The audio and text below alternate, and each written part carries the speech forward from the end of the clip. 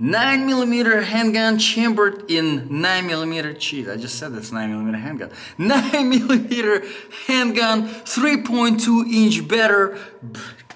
You know, let me just start this again. Welcome to Firearms of America. Today I am back here at Shooters in Fort Myers, Florida, about to do the review of another brand new Ruger handgun. And today it is the Ruger Max 9. Yes, 3.2-inch barrel chambered in 9mm, 10+1 and 12+1, which is very impressive for a compact gun like this. You do have your MOS attachment, your fiber optic sights, which we'll talk about all of this in detail. But let's start this review by shooting a few rounds through it and see what it can do. All right, so I'm gonna start with 5 rounds. And I have actually over here the 12-round magazine. I don't have the 10-round magazine with me, but basically the difference is, as you can see, there's a little tiny bit of extension here for the 12, so your pinky fits nicely, and without it, you would have a flatter magazine going up here, and you still kind of can park your finger, your pinky, maybe half of it, on it, so you still have a little bit, but I prefer the 12 because it's just gonna be way better. So 5 rounds, let's put them in and see what it can do.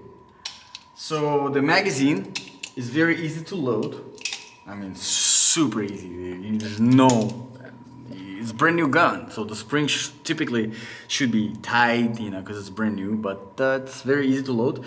Double stacked, and you have some openings, windows for 5 and 10 to mark how many rounds you have in there. At least you know if it's 5 or if it's 10 or if it's less. So let's, you see that orange? Let me see, that one. That little orange circle right there. I'll try to hit that, and I should be able to. Da-da-da-da-da. Okay. Well, no one-hand operation, no big deal. Let's see what this little thing can do. Yes. Oh, yeah. Ha! Not bad, not bad.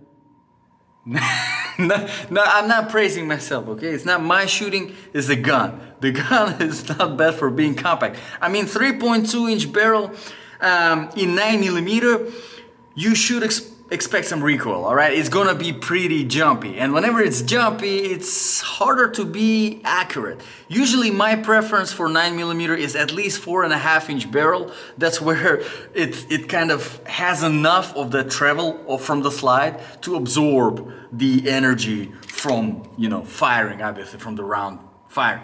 But this is not bad at all, so I am impressed. But let's start from the very beginning. We're starting with the grip, and as you can see, grip obviously with the extension on the magazine has decent amount of aggression, exactly the same aggression actually as the LCP Max, their new LCP version, which I've reviewed.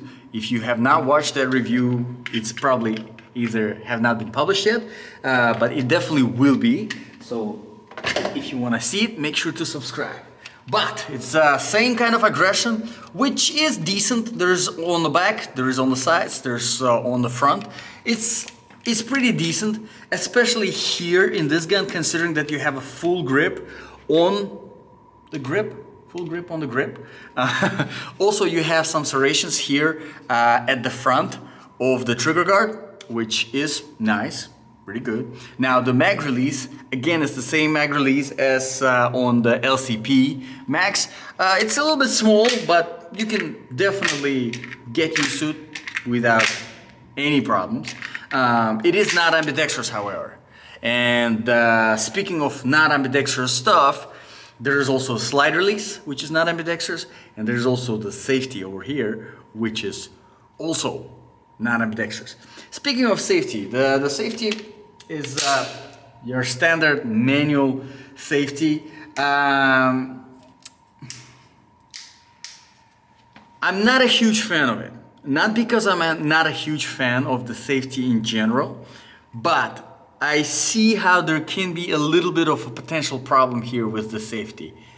Because it engages up, and with the recoil, I mean, it's far enough where you can't really engage it by accident with the recoil, but just be careful, okay? Be careful. If you're getting this gun, make sure that you practice enough with it and you master your grip to the point where you know that you're not accidentally gonna, because this is my competition grip, and as you can see, the thumb is sitting right underneath that safety. So a little bit of up, and your safety is turned on, and your next round, there is none. So keep in mind one thing. But other than that, the safety switch is actually pretty good itself, because it, in my opinion, it extends far enough for you to have that one hand operation, which is definitely a plus. So let's put some 5 more rounds through, and then we will talk about the sights, and then we'll talk about the trigger, and we'll see how those things are. Overall, I have to say, Ruger, they definitely improved their products since their previous versions. I mean, big time. I actually do like this gun. So let me try to finish up that top orange.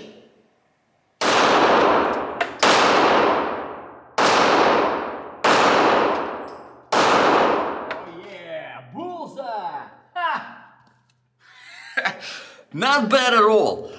One thing that I wanted to point out here is man, I wish the magazine was a one-hand operation, but it's not. Unfortunately, it's not. I wish it was, but it isn't. One thing that I wanted to point out here is that the slide, while it is very smooth, it's very smooth, as you can see. I mean, I like it. I think it has to do, it has to do with quite a few things here, but one of them is the way the top of the chamber of the barrel is shaped. As you can see, when you rack it, it just goes very nicely and smoothly underneath the slide. It's just a very smooth transition compared to a lot of other pistols where you kind of over the freaking chamber and then all right. So here is much smoother, but on the other hand, for whatever reason, the spring in this slide feels tougher than even the spring in the 380 version, the LCP one. So if you do like the super soft slides, which are easy to rack, you might not be too happy with this one. I mean, it's doable, especially like this, which I prefer to do, which a lot of people prefer to do, because the slide is thick enough and overall massive enough to have this sort of grip, but still it's a little bit on the tougher side. Keep that in mind. Okay, let's talk about the sides. I do like the sides quite a lot. The front one is a fiber optic, nice green, bright, can't miss it. And then the back, you have your tall, quite tall actually, I like it. And it's square, very similar to Glock, very similar, just minus the white bar on the back. Basically a 3-post 3-dot sight over here. Pretty good. It works. You also do have your MOS cut out for your red dot.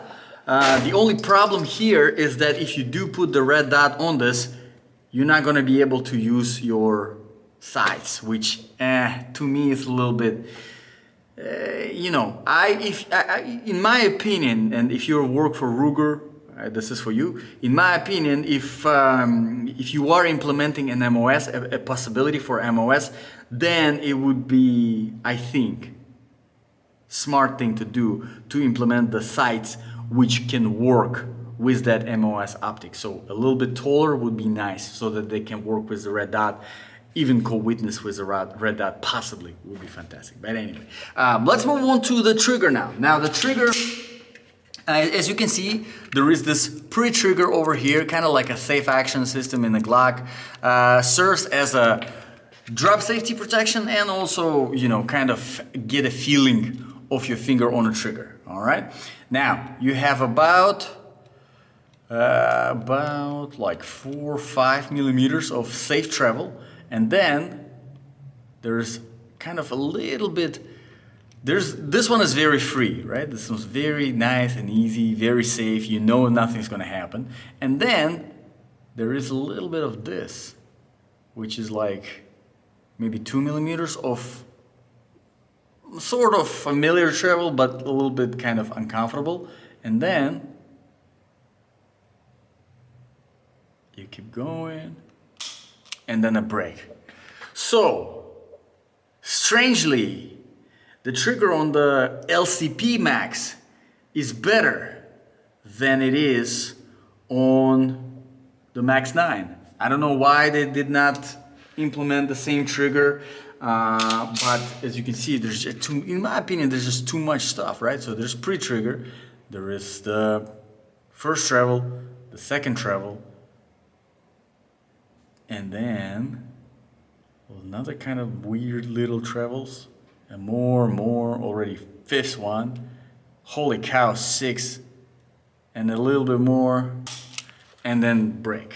Now the trigger itself is very crisp, don't get me wrong, and honestly, whenever you're shooting, you can always just smash it. So basically, what I mean by smash it is you get to this point, and then you smash it. But with that smash it, keep in mind, it comes the lack of accuracy. The accurate trigger is always gonna break where you know it's gonna break. Not like this one. Not bad. I'm being very, very particular here. Don't get me wrong. Still a decent trigger, still a good gun. All right. Okay, so let's put some 5 more rounds through it. I have over here, and then we'll try to come up with a more or less reasonable conclusion. So, besides the little things here and there that I wish they were better, the grip, more aggression, the slide a little bit easier to rack, the trigger a little bit crispier, a little bit more predictable, the sides taller to work with the MOS. Overall, I think it's a great gun, and the Ruger did a huge improvement over, I mean, their previous models. I mean, just compared to the SR9 Ruger that I had, I mean, it was, I don't like to say that the guns are horrible ever, because I have a lot of respect for firearms in general, but that one was pretty bad. Pretty bad. So 5 rounds. Let's see if I can finish up that orange on the top, because you know what? I'll try to to touch up the orange on the bottom, because it's so nice and clean and untouched. That's still untouched. Oh, not anymore. And not anymore again. I don't know where that went. Oh, the last round, practically bullseye, like a freaking half a centimeter of the bullseye. Still counts as bullseye, especially with a gun like this. So, overall, as you can see, it is possible to be accurate with this gun. And definitely, I mean, it's possible to be accurate with any gun, as long as you practice enough with it. So, basically, what I want you to kind of get out of this review is a good gun. It is reliable. That's the most important thing whenever it comes to concealed carry weapon, especially. It has to be reliable, and this one is. This one shoots without any problems, without any malfunctions. 12 rounds for a tiny compact gun like this that is very easy to conceal, very easy to carry. It's lightweight because really you have your barrel, you have your slide, and everything else is just polymer. Well, I mean, there are probably a few other metal parts in there, here and there, in trigger assembly and in the magazine, but overall, most of the gun is just a polymer plastic. So it's very, very lightweight, very easy to carry, very comfortable to carry. The sights are great. If you prefer a red dot system on your pistol, you can put it here because there's an MOS cut out. But even with without the red dot, I think the sights are fantastic. I wouldn't even bother with the MOS, honestly, on this one.